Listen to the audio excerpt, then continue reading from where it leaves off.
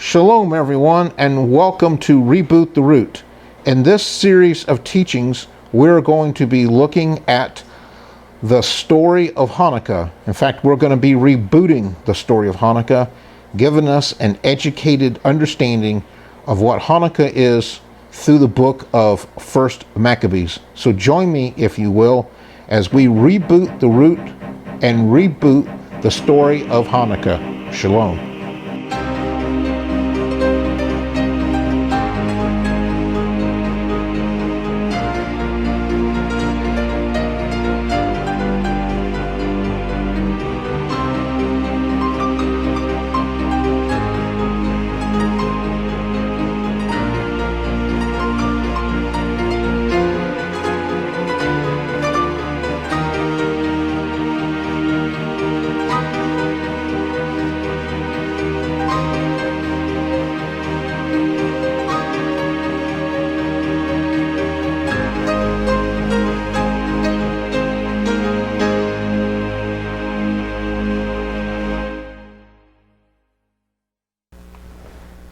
Shalom and welcome to this episode 4 of Reboot the Root's presentation of Hanukkah.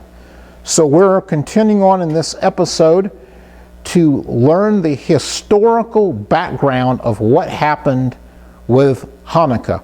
So what we want to do now for quite a few episodes here is we're going to dive into the historical background which led up to the Maccabees' victory over the Greeks. And so we're going to be telling the story out of 1st Maccabees that will set the stage to find out what necessitated a need for a rebellion among the Jews. So finding out why we do things is important. Finding out where our traditions come from is important as well. And so if you've never kept Hanukkah, or maybe you do keep Hanukkah and want to find out a little bit more about the story of the Maccabean revolt, then you've come to the right place, because that's what we're going to do. And we're going to pick up in 1st Maccabees chapter 1 verse 10. And so it says, "And there came out of them a wicked root, Antiochus surnamed Epiphanes, son of Antiochus the king, who had been a hostage at Rome, and he reigned in the 137th year of the kingdom of the Greeks." So Antiochus Epiphanes is ruler of the Seleucid Empire. Alexander the Great, when he died, his kingdom was divided up among 4 generals, and so one of the generals divided up part of his conquests into the Seleucid Empire. And so this is the empire that comes and oppresses the Jews in Israel. And so the Seleucid Empire, as we have already discussed, was one of the divided empires of Alexander the Great's empire. And this kind of sets the stage for the advent of the Hellenistic Greek period, which is from 323 to 146 BC. And so we find the Maccabees story, or the revolt, happening in the midst of this time, and it happens about 165 BC is when we find the Maccabean revolt. So there's a short period where Greece kind of rules this metropolis of the world, so to speak. This is where the hub of power in the world is among the Greeks. So their time of conquest is very short, because in about 146 BC they're going to give up control to the Romans. And the Romans will bring us into the advent of the New Testament era. In 1st Maccabees 1:11, we're moving on, and it says, "In those days went there out of Israel wicked men who persuaded many, saying, Let us go and make a covenant with the heathen that are round about us. For since we departed from them, we have had much sorrow." So there's this idea that the Jews are wanting to compromise with the Greeks. And so the Jews at Jerusalem, they had already been Hellenistic, or they were Greek-minded and embraced the Greek culture. So if you were Hellenistic in Israel, you were Hellene, which is another word for being Greek. And so if you were Hellenistic, you were heavily influenced by the Greek culture.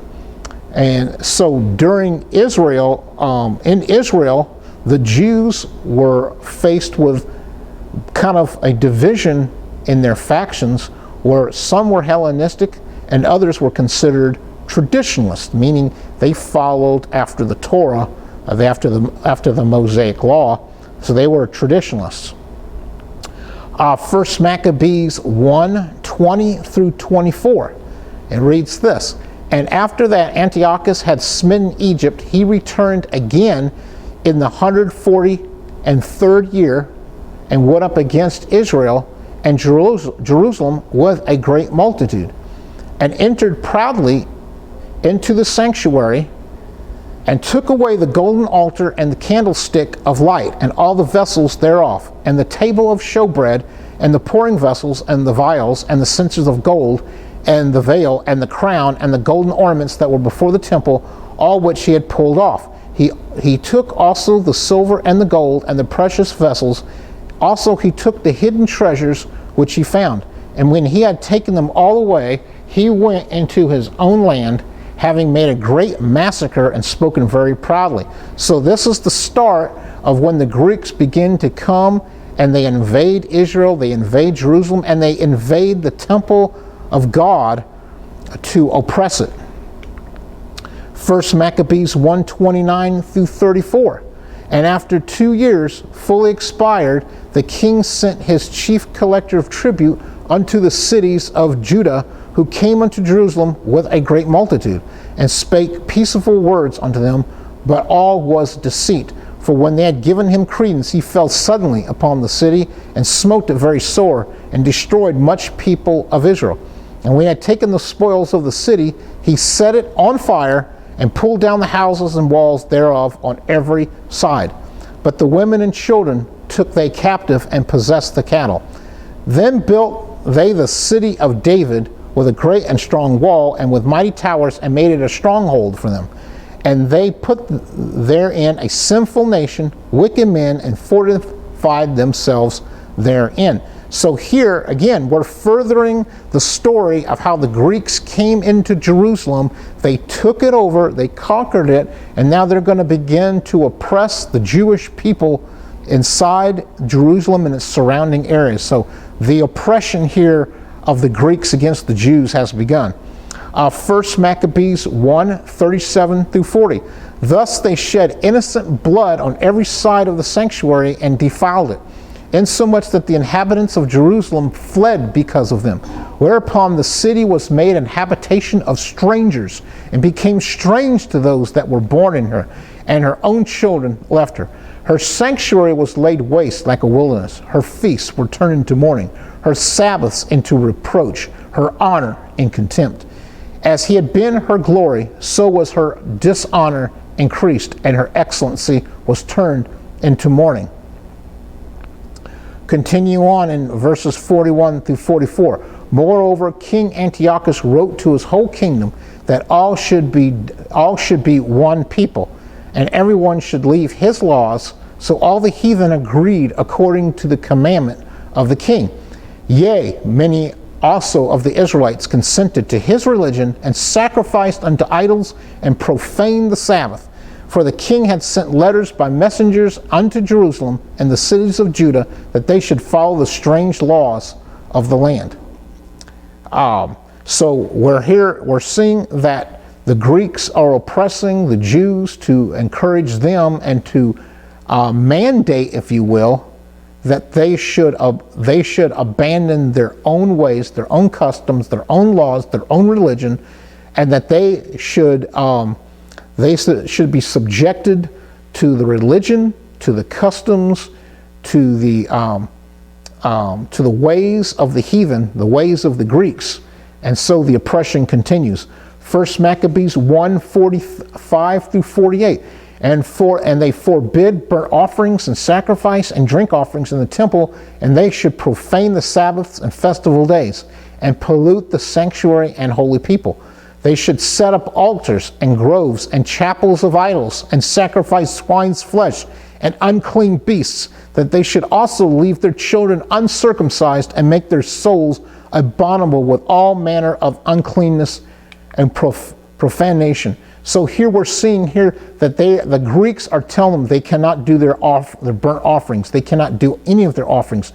They should abandon the Sabbath and all the feast days, and they were asking them to allow their sanctuary to be polluted, to get away from being holy, to allow the setting up of pagan altars, and to sacrifice pigs, and every other unimaginable unclean beast, and to leave their boys uncircumcised, and to make everyone there that's subjected to their wills to profaneness and to uncleanness. So they're trying to change the people of God, the Jewish people, into a more profane people. 1 Maccabees 1:49 through 50 ends this selection of reading. It says that to the end they might forget the law and change all the ordinances, and whoever would not do according to the commandment of the king, he said, he should die. So here we have the selection of 1 Maccabees chapter 1. We're talking about how the Greeks are oppressing the Jewish people with their laws, with their ideas, with their Greek culture, and they're trying to come against their ways of worshiping God as they have done for thousands of years. They're telling them to forget about the Torah, forget about their feast days, forget about the Sabbath, allow the setting up of altars and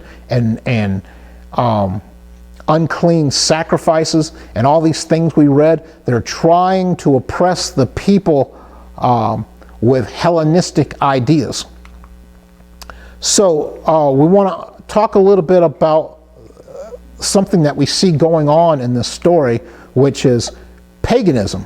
And so when we're looking at the pagan takeover of Israel by the Greeks, we need to define what it is to be a pagan. So to be a pagan is to be heathen. Merriam-Webster Dictionary defines heathen as being of or relating to people or nations that do not acknowledge the God of the Bible.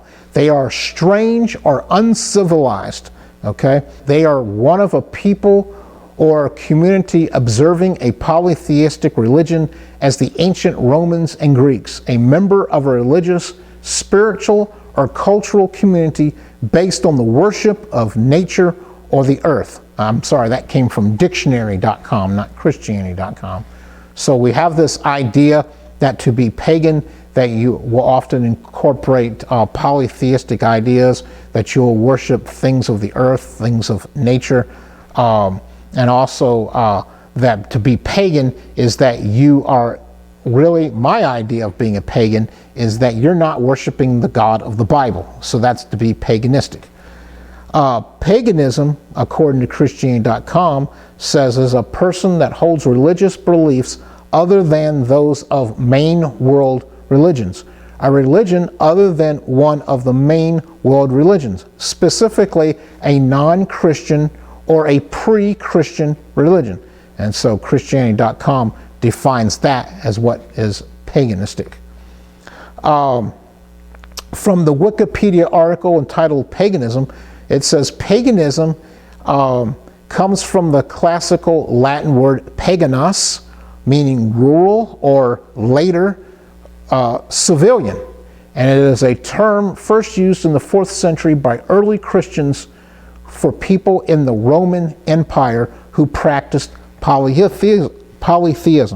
So we have to understand that the Greeks who were oppressing the Jews, they practiced a pantheon of polytheistic gods, meaning they had gods for different things in the world.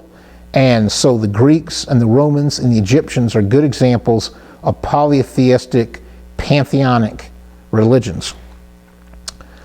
Paganism was originally a pejorative and derogatory term for polytheism, implying its inferiority. The term paganism was applied to any unfamiliar religion, and the term presumed a belief in false gods. So anything that's outside of worshiping the God of the Bible is a pagan god.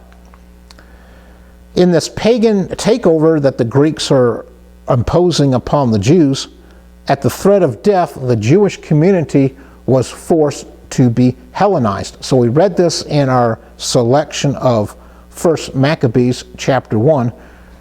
We see how there is this attempt for the Jews to be Hellenized. The Jews were forced under Greek law to abandon their faith, their Sabbath, their feasts, and the Mosaic law. It was all outlawed in favor of paganistic practices that we see that they was outlined in 1 Maccabees. We see all these things are being thrown against the Jewish people, and they had to choose whose side they were going to be on. Were they going to be a traditionalist, or were they going to be a Hellenized Jew? King Antiochus decreed that all people should follow his laws. And he also decreed that all people should forsake their religions. Many of the Israelites forsook their faith, and they complied to be Hellenized, consenting to the religion of the Greek pantheons. And so if you study anything about the Greek gods, you'll know the gods that I'm talking about. A lot of times are outlined in Greek mythology. But those are some of the same kind of gods that make up the Greek pantheon. Those who consented to be Hellenistic Jews, they profaned the Sabbath and they submitted to Greek laws.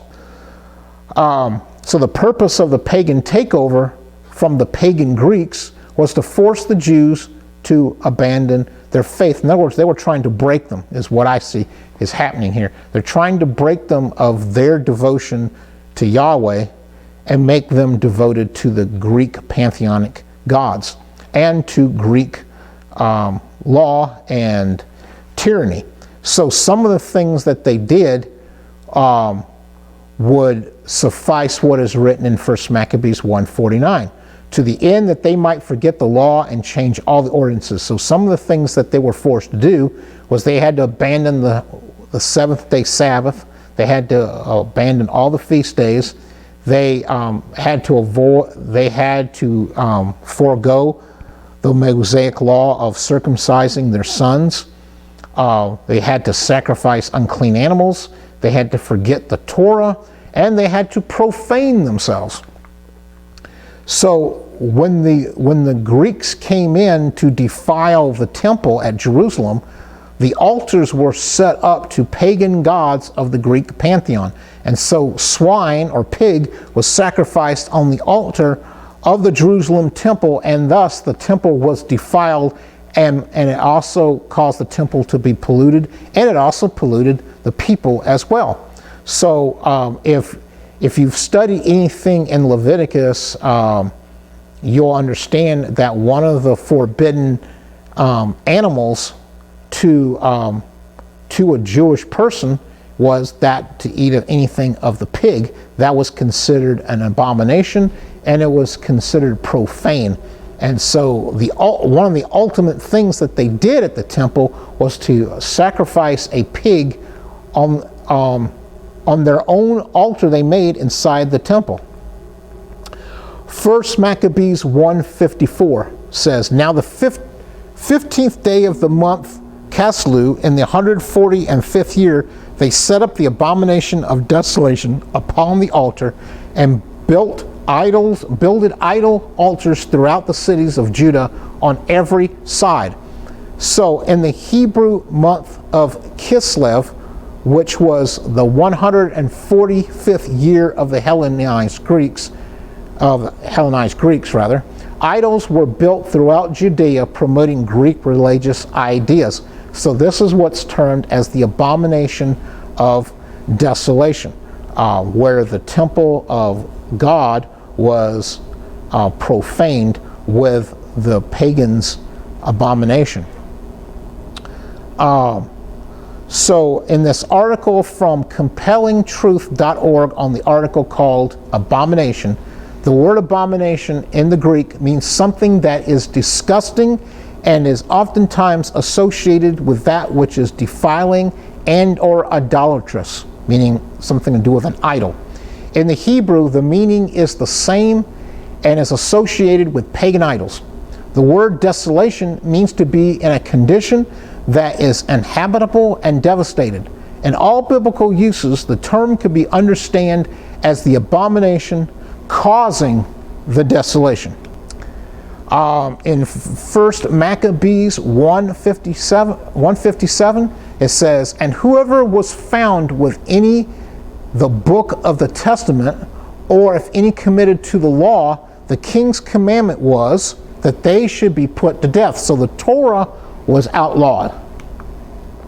1 Maccabees 1:59, it says, "Now the 25th day of the month they did sacrifice upon the idol altar, which was upon the altar of God." So this is in the temple at Jerusalem. So on this 25th day of Kislev, which is the 9th month of the Hebrew calendar, this is the 25th day of Kislev, where they sacrificed abominable meat, which was a pig.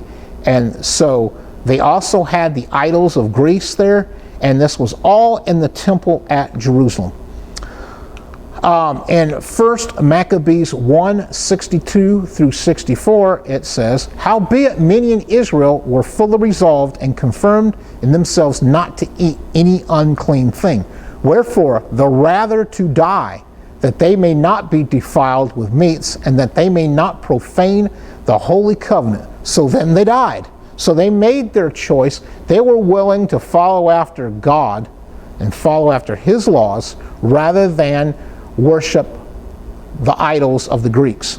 And in verse 64 it says, "And there was very great wrath upon Israel." And so this very great wrath brings in the mood for the rebellion to take place.